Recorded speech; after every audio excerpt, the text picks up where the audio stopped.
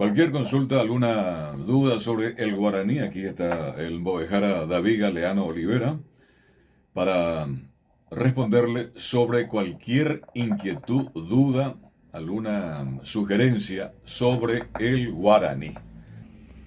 Tiempo. ¿Tiempo cómo se dice en guaraní? Ara, Ara. ara.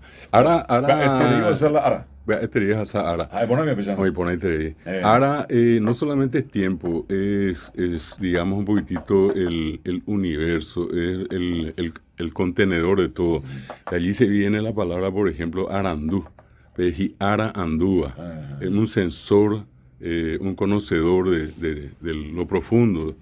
Se hace una diferencia siempre entre el Baekoa, que es el saber, la inteligencia, digamos, común y corriente, y la sabiduría, que es el arandú. El arandú es el que tiene una especie de conocimientos ya muy avanzados, muy complejos.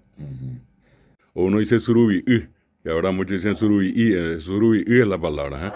Es lo mismo que lo que dicen que eso es catupirí la palabra, ¿verdad? Sí. Bueno, y entonces surubi es, y río de los surubí. Todo ese tipo de cuestiones, yo creo que el guaraní tiene esa gran sabiduría